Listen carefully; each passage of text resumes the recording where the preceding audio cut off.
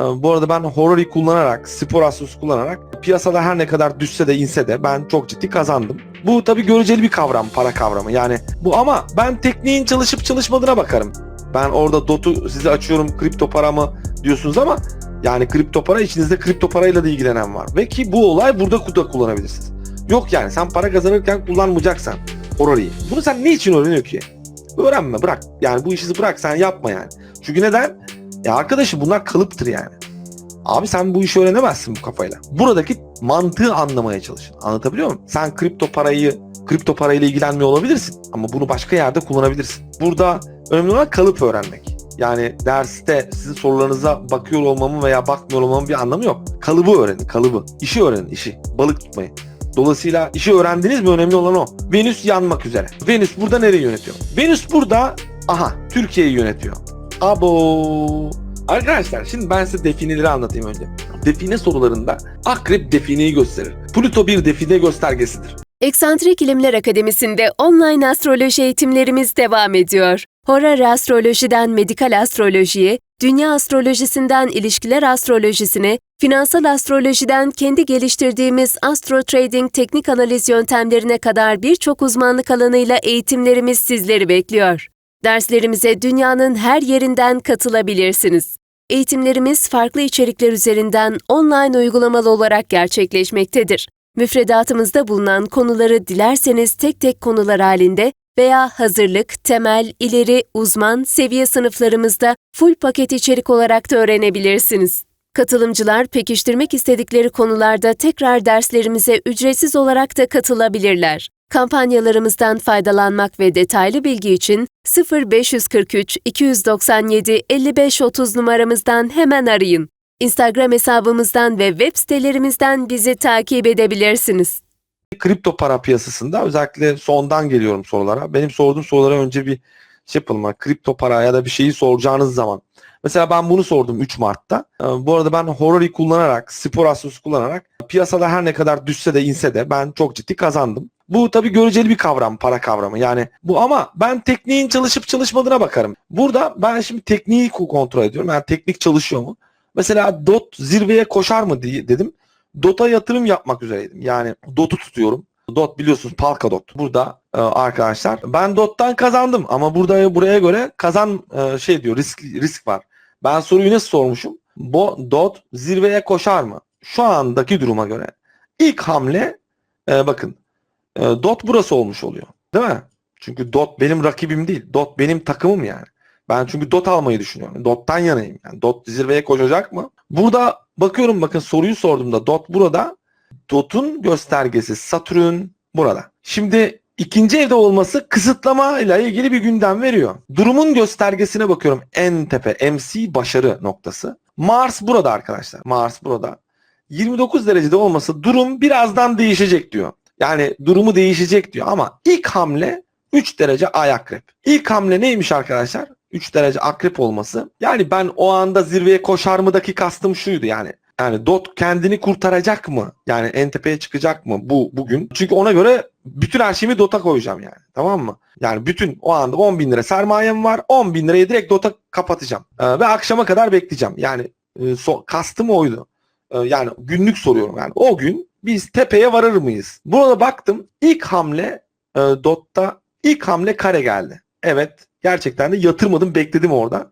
Ben o anda hatırlamıyorum tam miktarı da, o anda DOT atıyorum 1000 yani 250 diyelim. Tamam mı? DOT o an 250 TL diyelim. Bir anda 230 yaptı arkadaşlar. İlk hamle bu geldi. Yani diyelim, şu an rakamları tam hatırlamıyorum. Bir sürü paranın rakamına baktığım için kafada gittik rakamlar ama şu vardı, hani direkt iniş geldi arkadaşlar. Ben bu soruyu sordum. Yaklaşık 10 dakika içinde DOT değer kaybetmeye başladı. İndi. Ondan sonra arkadaşlar yukarı doğru bir hamle başladı. Ama ben tabii ki burada 29 derece diyor. Tamam mı? 29 derece diyor. Yani DOT daha sonra durumu değişecek diyor. Yani kazanmaya doğru gidecek ama şu an değil. Yani bugün güvenemezsin DOT'a yani. Çünkü ikinci evde de Venüs yanık yani. Hani burada belirsiz abi diyor yani. Burada dikkat et bak. Sonradan ikinci hamle yukarı doğru geldi. Çünkü neden geldi? Ay bakın, önce Venüs'e olumlu açı yaptı. DOT önce yükseldi. Ben nevaleyi kaptım, sonra düştü arkadaşlar. Ben Orada nevaleyi kaptım. Ay önce akrebe, yani akrepten geldi Venüs'e, yanık Venüs'e bir yükseliş verdi. Ben orada aldım. Sonradan kare verdi, dip yaptı. Evet, aynen öyle. Ama ben orada şeyi kapmıştım. Güvenmeyeceğimi anladım zaten. Yani şu göstergede güvenmemem gerektiğini anladım ama ilk hamle olumluydu. İlk hamleye baktım. İlk hamle sonradan kare. Hemen akabinde kare geldi. Zaten güvenmedim, hemen direkt çıktım piyasadan. Aldım ve çıktım. Yani yaklaşık olarak bir saat içinde zaten dot gümledi. Yani dot gümledi derken hala ayakta, yani problem yok. O an düştü yani benim dediğim hedeften. Mesela bakın Link için sormuşum. Link burada birinci ev oluyor. Link. Bakın görüyorsunuz yanık Venüs. Ne yapacağı belli değildi Link'in. Ben Link'ten o gün çok ciddi, yani bu Link'ten ben o gün çok güzel para kazandım. Yani 2 Mart'ta gerçekten Link bana mucize oluşturdu ya. Ama yanık Venüs yani. Enteresan ama Venüs burada güçlü tabii ki ama yanık. Yani ne yapacağı meçhul diyor. Ay'a bakıyorum. Ne ay burada arkadaşlar? Boşlukta. 8. eve giren bir ay var. Yani Lilith karşıtında ne olacağı meçhul zaten, tamam mı? Link o gün ay boşlukta olduğu için piyasaya güvenmedim. Yani şeye güvenmedim. Zaten Link sonra düştü 215'lere kadar. 200, şu anda 213'lerde geziyor. En çok parayı Link'ten kazandım diyebilirim. Çok güçlü olduğunu gördüm burada yani, ama şaibeli olaylar var. Yani burada durmayacak yani. Ben burada şeyi sordum. 215 TL eşiğini aşacak mıyız diye. Yani çünkü 2'de 1 215'e vurup düşüyordu yani. Baktım, izledim, Link bir anda 200, yani 198 liradan ben aldım o gün. 190 ya rakamlar yanlış olabilir arkadaşlar. Alttan aldım. Hedefim 215'ti. Tamam mı? Burada ayın boşlukta olduğunu gördüm. Dedim durmayacak, bu tekrar inecek. Ben o gün tam 2 kere veya 3 kere 198, yani 2'de 1 215'i aşamadı, düştü, aldım. Tekrar alttan girip tekrar 215'e hedef koydum. Çünkü aşamayacağını biliyorum. 2'de 1 en alttan alarak, tabii yüklü miktar para koyduğum için, yani 10 bin lira gibi bir rakamı riske ettiğim için 10 bin liranın Link'te yansıması iyi para. Yani nasıl diyeyim? 3 hamlede ben oradan zaten 700-800 lira topladım. Anlatabiliyor muyum? Yani 195 seviyelerinden alıp 215 seviyesinde güven veriyor 215'ten öteye. Yani aşamadı zaten. Tamam mı? Daha sonraki sorularını da 225'e sattığımı hatırlıyorum ben o gün. 225'e de sattım. Sonra 210 seviyelerine düştü. 210 seviyelerini aldım, 225'e sattım falan. Ama yani hiç orada kalıcı olmayacağını biliyordum. Çünkü gösterge boşlukta, yani durumun göstergesi boşlukta ama güçlü olduğunu görüyorum. Ama burada şaibe döndüğünü de görüyorum. Yani güvenmemem gerektiğini görüyorum. Dolayısıyla ama abi teknik analiz önümde.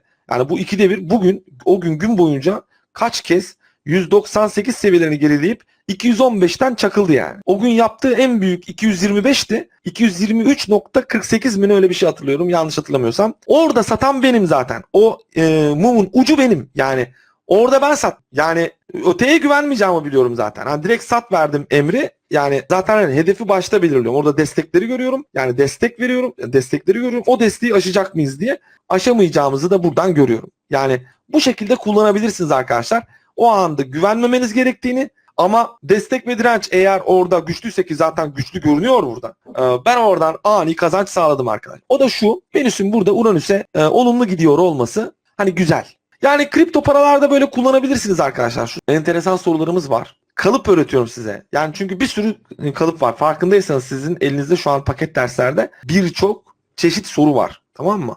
Birçok çeşit soru var. Burada önemli olan kalıp öğrenmek. Yani derste sizin sorularınıza bakıyor olmamın veya bakmıyor olmamın bir anlamı yok. Kalıbı öğrenin, kalıbı. İşi öğrenin, işi. Balık tutmayı. Önümüzdeki dersten sonra ben yokum. Dolayısıyla işi öğrendiniz mi? Önemli olan o.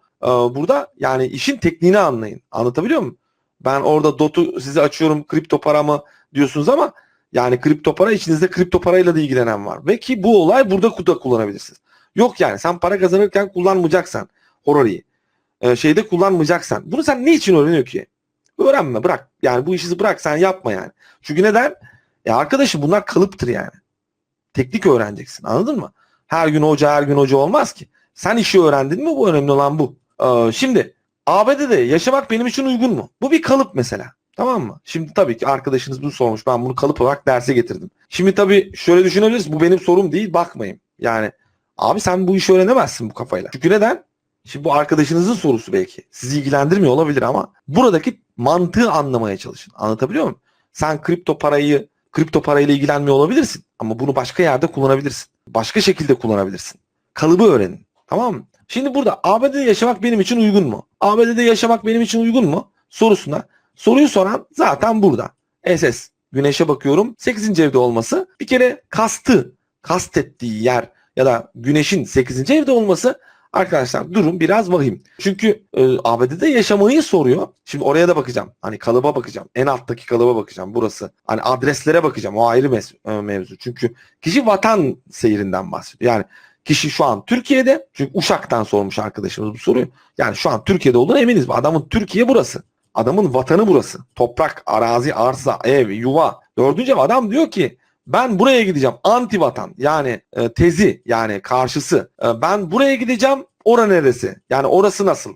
Hani gibi. Soruyu sorunun göstergesi 8. evde olması, Venüs'ü yakması. Burada demek ki burada kastettiği ABD ile ilgili henüz bilmediği bir şey var. Şimdi bu Venüs burada nereye yönetiyor? Venüs yanmak üzere. Venüs burada nereye yönetiyor? Venüs burada Türkiye'yi yönetiyor. Abo. Bu şu demek arkadaşlar. Şu an senin adam kafadan Türkiye'yi bitirmiş kafasında. Bu soruyu kim sorduysa. Yani diyor ki burada ben Türkiye'yi kafada bitirdim ama yanık yani. Gösterge yanık. Tam emin olmayabilir. Türkiye ile ilgili bir şaibeli bir durumu var veya Türkiye ile ilgili belirsizliği var. ABD'ye bakalım. ABD'de burası oluyor. ABD yani diğer vatan. Yani muadil. Başka ülke olduğu için arkadaşlar buraya bakıyoruz, tamam mı? Şimdi ama adres olsaydı bakın mesela burada şöyle bakabiliriz. Diğer adres. Burada 2 tarz bakmanız gerekiyor. 2 tarza da bakmanız gerekiyor. Yeni bir günden başlıyor gibi duruyor. Yeni bir şey başlayacak ama ay burada ilk durumun göstergesi 7 ile bakın Satürn'le karşıt. Yani bu Satürn nerede? 7. evde arkadaşlar. 7. evde olması muadil vatan yani göstergesinde. Bu demek oluyor ki ya bazı aksilikler yaşayacaksın ama bu iş olmaz demiyorum sana ama ilk etapta aksilik yaşaman gerekiyor. Başka şehre taşınmak. Bak taşınma soruları var. Bugün çok fazla şey getirdim size. Taşınma soruları. Başka şehre taşınmam hayırlı mı diye bir arkadaşınız sormuş. Hani sorduğunuz soruları ben kaydediyorum. Hani orada bir açıklama yaptıysanız açıklamayı da kaydetmeye çalışıyorum. Burada bir açıklama yapmamış arkadaşınız. Görselinizi unutmayın.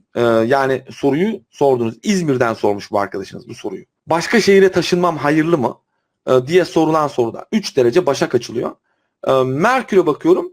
Şimdi bakın burada Merkür. Soru 6. evde. Merkür Kova. Şimdi bakalım. Adres burası arkadaşlar. Bakın yine adres sorusu ama bu sefer adres sorusuna bakın. 4. ev direkt İzmir'den başka bir şehirle ilgili soruyor. Burada göstergenin 29 derece Mars olduğunu görüyoruz. Bakın görüyorsunuz. Vatan semboliği bakın 29 derece Mars'ta. Yani bu diyor ki zaten adres değişecek abi yani. 29 derece ya. Yani zaten hani bir şeyin sonuna gelinmiş. Anladın mı? Mevcut adresle ilgili zaten işin sonuna gelinmiş. Mars nerede? Haritanın en tepesi zaten bir yere git diyor, anladın? Bir yere git diyor zaten. Haritanın en tepesinde yani diyor ki bir yere yolculuğa çık yani. Yani sen kesin gidicisin yani bir yere gideceksin. Kesin gideceksin. Göstergeler zaten bunu gösteriyor ama hayırlı mı konusu? Venüs yanık yeni adres hayırlı mı diyemiyor. Venüs yeni adres şu. Venüs çok güçlü. Aynı benim LTC sorusu gibi. Venüs çok güçlü. Ama orada da bazı olaylar olabilir. Kişinin yaşam göstergesi hani hayırlı mı? Vallahi Jüpiter elinde yeni adres. Sen zaten oraya 4 derece sonra varıyorsun yani. Merkür, Jüpiter. Jüpiter burada kendi terbinde kısmen hayırlı gibi duruyor ama gösterge 12. evin içine girmesi belirsizliklerini koruyor. Devam ediyoruz. İş yerimi bu sene devretmem benim için iyi mi?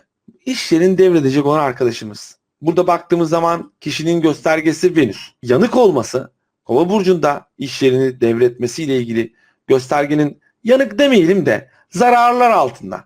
Kişi şu an zarar altında. Yani zarar ediyor. İş yerimi bu sene devretmem benim için iyi mi? Bakın harekete geçiyor. Mars Boğa'da hani Mars 1. evde olması harekete geçmekle ilgili. Harekete geçmek istiyor. Bakın Mars tabii ki burada hani pek yüksek bir asalet konumunda değil. Yani harekete geçiyor ama yaptığı şey de hatalı olabilir. Yani devretmem benim için iyi mi şeklinde soruda senin şu an zararını kesin net görüyoruz zaten. Hani sen şu an zaten o zarardasın gibi duruyor. Peki iş yerim, hedefim yani bu yapmam gerekeni yapmalı mıyım? Dükkan, mekan, başarı konularını şöyle bir sorgulayalım. İş yerim dediği için iş yeri 4. ev arkadaşlar. 0 derece Aslan Burcu'nun elinde ve iş yeri bakın görüyor musunuz? Mevcut iş. Kadını nasıl yakmış görüyor musunuz? Bu arkadaşınız kimse beni arayabilirse eğer sorusunu daha net bir şekilde çözebiliriz. Bu kadın hangi işi yapıyorsa Bu kadının yaptığı iş kadını yakmış zaten. Hani bu kadını yakan zaten iş. Anladın? Hani kadın o işi yapmasın zaten karlı gibi duruyor. Yani evet, sen konuşmalı bir kariyer, yeni bir para kazanma stili, zihinsel aktivitelerini kullanabildiğin, daha sosyal ve özgür olabildiğin bir kariyere doğru gideceksin. Ama bu dükkandan kurtulman o kadar da kolay değil. Onu da belirteyim. Yani ona göre planını yap. Ona göre şeylerini yap. Durumun göstergesi Ay, Neptün'e ve tek kareye gitmesi burada arkadaşlar durumu zorlar yani. Öyle yani kolay olduğu bitti değil. Ama buna bakarak da olmaz diyemeyiz. Yani Ay boşlukta değil sonuçta. Ay olumlu gidiyor ve Ay Mars'ı onaylıyor. Bu kadın yapacak abi. Yani bunu yapacak ama önünde Neptün gibi bir gösterge ve karmik de kare olması ilk atakta, yani ilk etapta böyle bir gösterge konunun maddi konularla ilgili tam planladığı şekilde dükkanı satamama veya ihtimallerini ortaya koyar. Yani göstergen yanmış zaten. Sen harekete geçeceksin net zaten. Anladın? Ay seni onaylıyor. Ama Ay yani Neptün'le kavuşum yapması ve karmik de kare yapması, para ile ilgili sorunlar. Yani işte bu para pazarlığı yani, anladın? Tam da umut ettiğin 11. ev umutlar evi, tam da umut ettiğin böyle bir pazarlık stili değil. Yani sen mesela atıyorum 20 düşünüyorsun, adamlar 10 15 veriyor veya hani gibi. Şu an attım, farazi konuşuyorum. Tamam mı? Sen 100 istiyorsun, adam diyor 80, anladın? Senin maddi anlamda biraz zorlanacağını gösteriyor ama şu anlamda bakarsak bir kere bu Mars, sen bir kere hayallerine gittiğin net. Çünkü Mars Neptün'e olumlu açılar yapıyor. Sen harekete geçeceksin. Devam ediyoruz. Kapıdaki hırsız mı? Bu arkadaşınız enteresan bir olay yaşıyor arkadaşlar. Şimdi bu bir kapı hırsızlığı konusu. Bu da bir kalıp.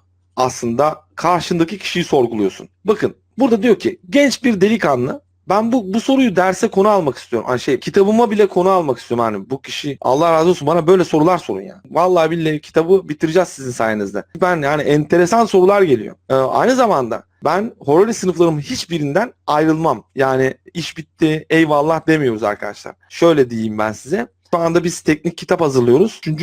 cildin içinde çalışıyoruz. 4. cilde geçmek üzereyiz. 6 cilt olacak bu teknik kitap. Astrolojinin teknikleri var burada. Sonra Horary kitabına geçeceğiz. Henüz daha Horary kitabı yarımda bekliyor. Ben Horary'e geçtiğimde benim bütün Horary sınıflarımla bağlantılarım hala devam eder.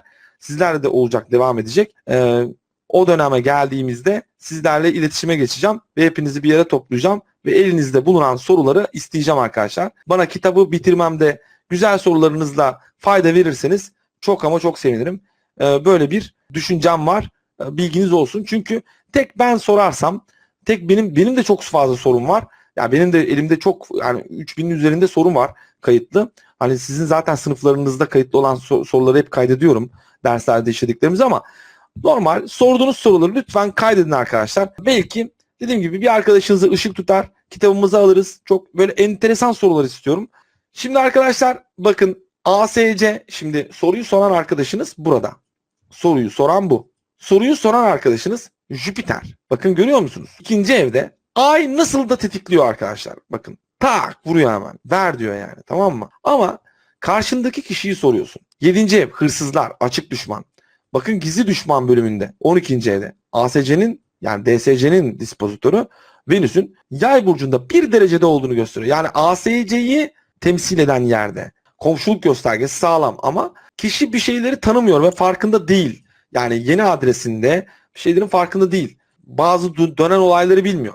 Yine karşındaki kişi, yani o kişi dediğin kişi, o kişi dediğimiz o kişi Merkür gat kavuşumdan ayrılmış ve yanık pozisyonda olması niyet ve akıbetinin pek şey olmadığını bize gösteriyor. Evet, yani Merkür Güneş'ten önce doğduğu için de yine kontrolsüz bir Merkür. Aynen doğru söylüyorsunuz. Merkür önde mi arkada mı, bunlar da çok önemli. Ya astroloji tekniklerine ne kadar hakimseniz soruları o kadar kolay cevaplarsınız. X kişisinin benimle sorunu nedir? Bu da bir kalıptır. Mehmet benim hakkında ne düşünüyor? X kişisi, arkadaşınız ismini vermemiş ama kendi bildiği gibi bir ismi var mutlaka. Ayşe, Fatma, Ahmet, Mehmet. Kastettiği 7. evdir her zaman. İlişkiler sorusu. Benim hakkımda ne düşünüyor? Benimle sorunu nedir sorusuna bakınca. Burada soruyu soran Merkür, Jüpiter'le beraber olduğunu görüyorum. 7. evinde Venüs'ün Kova burcunda olduğunu görüyorum. Yani aslında orada arkadaşını kaybetmişsin. Yani aslında her şeye sahibi o gibi duruyor. Yani burada bak, mekanı o yönetiyor. Şeyi o yönetiyor. Yani kendi termininde bir şekilde güçlü gözüküyor. Sen burada her şeyiyle onun termindesin. Bak, Venüs diyorum ya, yücelim yöneticisi, Venüs burada yanık, gizli bir şey dönüyor. Sen onun yine termindesin. Yani sevgilisiyle, yani şimdi burada hani şey gibi düşün. Hani sevgilisine berabersin demiyorum, yanlış anlama. Şunu demek istiyorum. Farkında olmadan ya da olarak, bilinçli ya da bilinçsizce o adamın seninle ilgilenmesini sağlamışsın. Anladın mı? Yani dolayısıyla adamın dikkati sana dağılınca, yani dikkati sana geçince, hani şöyle bir şey vardı. Neydi ya? Cem Yılmaz'ın öyle bir esprisi vardı ya. Ya diyor, düğünde diyor bize nasıldı o? Baldız diyor gelinden daha makyaj yapmış diyor. Ya kafa karıştırma falan diyor ya. Hani olur ya bizim Türk gelenek düğünlerinde. Yani gelin makyaj yapar, baldız ondan daha değişik bir makyaj yapar. Yani öyle rekabet yani. Ondan sonra Cem Yılmaz'ın öyle bir esprisi vardı, bilmiyorum. Hani onun gibi yani, sen ondan daha, yani adamın dikkatini çekmişsin. Venüs terminde zaten burada yanık adam seninle ilgili gizli bir şeyler düşünüyor ve bunu algılamış bu. Dolayısıyla da senden uzaklaşmak istiyor. Yani rakibi olarak görmeye başlamış seni. Yükselme sınavına girdim, mülakata gireceğim, ne olur? Bu arkadaşınızın sorusundan Merkür gene gelin baldız sorusu gibi. Burada yükselme, ama burada mesela bak şimdi. Kişi burada sınava girecek belli. Yani yükselme sınavına girdim, mülakata gireceğim, ne olur? Yani zaten direkt sınava bak, mülakata gidiyor zaten kişi bak. 6. evde, ama çok güçlü yani, onu söyleyeyim. Zaten biraz önceki soru gibi yani, baksana bu. Biraz önceki soruda da farkındaysanız Merkür kendi güçlü alanına doğru gidiyor. Yani tamam, Jüpiter'in elinde daha ama rekabet oluşturması zaten şuradan kaynaklanıyor. Bak biraz önceki soruda. Merkür burada 6. eve talip ya. 6. evi çok seviyor. Jüpiter kıvamına geliyor yani. Dolayısıyla orada sorun çıkartıyor işte. Rekabet oluşturuyor. Yani Ay burada kare gidiyor Uranüs'e. Tabii Uranüs'e kare gitmesi sonucu belirlemez. Yani sadece ani beklenmedik diyor bak. Ama Ay'ın Merkür'e karşılık gitmesi muhalefet demek. Yani bu kazanmaya muhalefet eder. Dolayısıyla Ay Uranüs ani beklenmedik şekilde bazı ters pozisyonlar oluşabilir. Ama burada Venüs yücelime geçtiği için 2 derece sonra şartlar değişecek diyebiliriz. Buna şöyle bir şekilde bakalım. Yükselme sınavı, mülakata giremez. Sonuçta bir kariyer değiştiriyorsun, doğru mu? Senin kariyerin, yani kariyerin değişecek mi olarak bakarsak, en tepe kariyer, yani hedefinin sonuna gelmişsin. Hedefin göstergesi şekil değiştiriyor. Yani evet, bir kere şunu söyleyebilirim. Yani şu şekilde bakarsak hedefin göstergesi, kariyer göstergesi yücelime geçiyor. Yani sen yazı işleri müdürlüğüne atanabilirsin. Ama o sınavda çok fazla ters pozisyonlarla karşılaşabilirsin. Bahçemizde define var mı? Ya bu soruyu soran arkadaşlar mutlaka beni bir arasın ya. Bende dedektör var, geleceğim yarın. Bakalım şu bahçeye. Yani bu soruyu soran arkadaş kim? Burada. Yok var yani. Tanıdıklarımız da var. Uydudan da baktırıyoruz. Hem yıldızlardan hem uydudan bakıyoruz. Yani şimdi evet, duruma gelelim. Burada göstergenin durumuna bakalım. Şimdi bir kere bahçemizde define var mı? Şimdi bu soruyu soran arkadaşımız, yani var gibi duruyor ama bir inceleyeyim. Tabii ben incelemedim. Fırsatım yok arkadaşlar. İnceleme fırsatım yok. Vallahi bahçemizde define var mı sorusunda ayak kırmızıdan direkt define var diyor. Arkadaşlar şimdi ben size defineleri anlatayım önce. Define sorularında Akrep defineyi gösterir. Plüto bir define göstergesidir. Plüto bir define göstergesidir. Akrep bir define göstergesidir. Yanık bir Venüs ya da yanık bir gösterge, gizli kapaklı bir gösterge, ışıkta gizlenmiş gösterge, define göstergesidir. Birinci ihtimal Ay 4 kök noktasına bakıyorum. Bahsettiğin yer sana ait olsun ya da olmasın. Fark etmez. Bahsettiğin yer 4. evdir. Yani bahsettiğin yer, mekan. Burada define var mı sorusunda ister arazi senin olsun ister arazi olmasın yani senin, tamam mı? 4. ev her zaman mekanı gösterir. Yani senin mesela arkadaşın geldi, şurada define var mı dediğinde 4. eve bakacaksın. Şurada, burada, neredeyse. Bahsettiğim mekan 4. evdir. Ama ben diğer ihtimali de alacağım. Çünkü bak bu tarz sorularda enteresan şekilde benzeşmeler oluyor. Onu göstereceğim size. Muhtemelen burada da böyle bir şey var.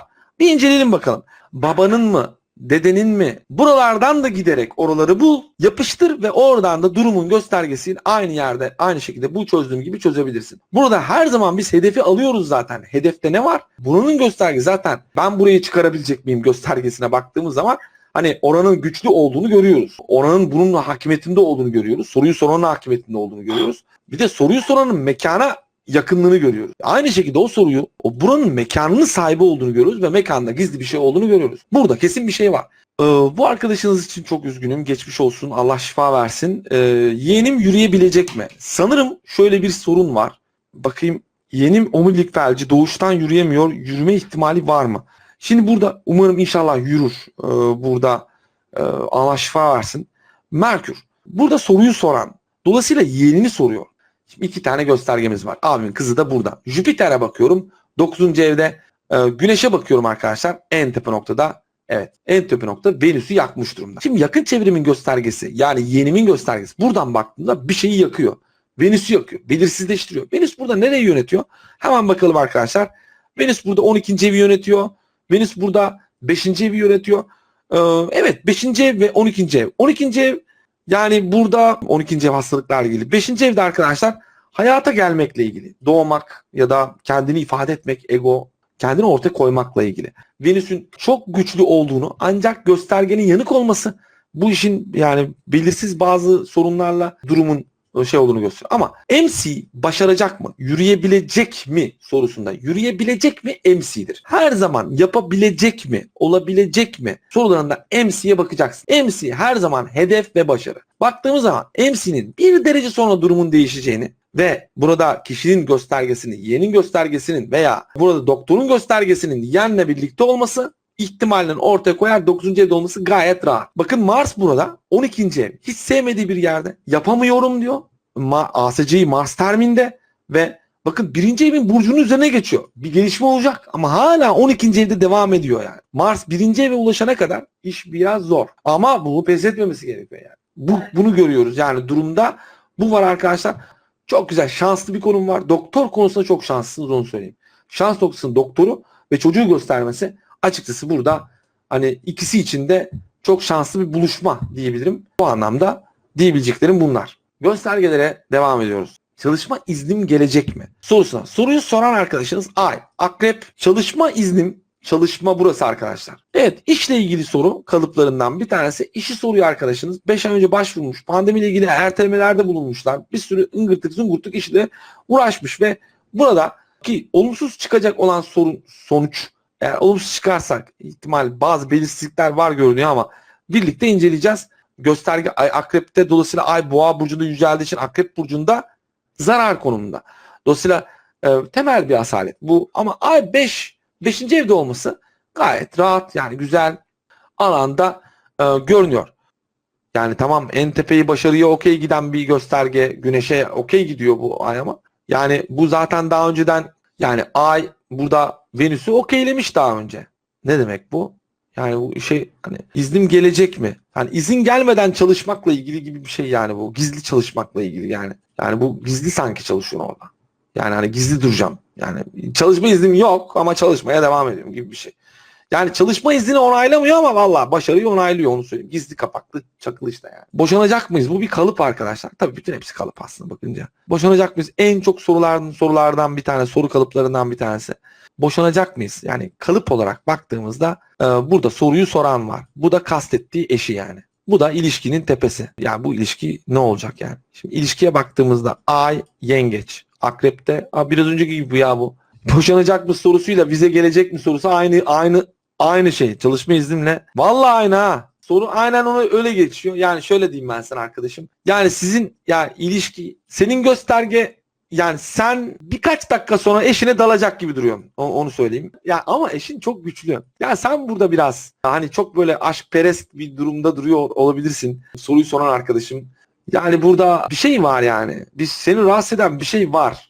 Senin gösterge eşinin göstergesine kareye gidiyor. Bu pek iyi bir şey değil yani, onu söyleyeyim. Sorun senden kaynaklanıyor, onu da söyleyeyim. Yani sen, daha doğrusu yani şöyle diyeyim. Eşinin göstergesi 8. evde olması senden kaynaklanıyor değil. Daha doğrusu şöyle anlatayım ben sana. Eşinin göstergesinin 8. evde olması da pek iyi, hayra alamet değil ama 8. ev komada yönetici olduğu yerde olması tabii olumlu bir gösterge. Hani şey olarak 8'i saymazsak, komayı sayarsak ama tesadüf hasaret üstün olduğu için eşinin de durumu vahim. Yani eşin de sıkıntılı bir durumda. Çünkü 8. ev zorluklar evidir. Sen burada Ay Akrep, sen de zordasın ve sen burada kare yapıyorsun. İlişkinin tamamı bakımından, sağlığı sıhhati bakımına baktığımızda MC'de yine bir şey gibi. Hani şey var, sizin bir ilişkiniz var. Valla ilişki pek olumlu gitmiyor gibi duruyor. Yani ilişki pek olumlu gitmiyor gibi duruyor ama ilişkiyi onaylıyor yani. Biraz böyle görünmez, ilişkinin içinde görünmez, hakimiyet kaybetmiş gizli kapaklı olaylar dönüyor olabilir. İkimizin evliliği nereye gidiyor? En çok sorulardan olduğu için bugün de çok fazla genellikle Venüs yanık olduğunda herkes böyle sorular sormaya başlar. Ondan sonra ikimizin evliliği nereye gidiyor demesi. Birinci eve bakıyoruz. Akrep. Ay 12. evde hiç hoşuma gitmedi. 12. evin içinde bulunan bir ay belirsizdir. ASC'nin göstergesinin 29 derece Boğa burcunda 7. evde olması ve 1. eve karşıdan bakması. Bak bu sert bir gösterge. Yani kavga göstergesi. 7. ev eşinin göstergesi. Venüs burada. 4. evde Venüs balıkta çok güçlü. Eşi. İkimizin evliliği nereye gidiyor? Eşin çok güçlü. Hani senden bile güçlü. Seni yönetiyor gözüküyor. Ama bir derece sonra sen bir şeylerin farkına varacaksın gibi de duruyor. Ve bu yönetimi yaparken bir şeyler gizliyor olabilir. Ama ben şimdi aile faciası çıkmaması için belki bilmiyor olabilir. Belki başka bir şekilde. Belki başka bir şey. Bilmiyor. Ama nedir? İkinizin evliliği nereye gidiyor? Valla burada hani senin göstergeyi Venüs'ün yönettiğini düşünürsek, yani sen de orada belli bir söz sahibisin ama yani Venüs'ün burada Balık burcunda Mars'ı yönetmesi, gücelimde yönetmesi, bu eşinin seni çok güzel, hani bir derece sonra sen farklı bir duruma geçiyorsun evlilik konusunda. Ay burada olması hiç hoşuma gitmedi. Bu da yine plansız, zorlayıcı bazı maddi sorunlar, ay akrep ya da bazı cinsel konular ortaya koyabilir. Venüs'ü de yanık görüyoruz. Yani yanık değil, zararda, güçlü ve zararda. Güçlü ve zararda olması zorlayıcı bir durum. Yani evliliğin nereye gidiyor? Evliliğin gidiş yeri, evliliğin plansız. Maddi konuyla ilgili planlamadığım bir şeyler ve ay 15 evliliğine tabii yani başarının evliliğin gidişine aykırı ay 15-16. Bir derece sonra kare yapıyor. İletişim problemleri ortaya koyabilir. Venüs burada gizli kapaklı, bir şeylerin farkına varacaksın gibi duruyor ama tam olarak nedir, neyden şüpheleniyorsun bilmiyorum ama bu konu cinsel konular ya da para ile ilgili bir konu olma ihtimali yüksek. Ay akrep 2. ev göstergeler bunu gösteriyor diyorum ama nedir ne değildir burada detayları sen biliyorsun. Arkadaşlar bu gecelik bu kadar. Haftaya 4. dersimizde görüşmek üzere. Sizlere her hafta sonu videolar geliyor. Lütfen indirin.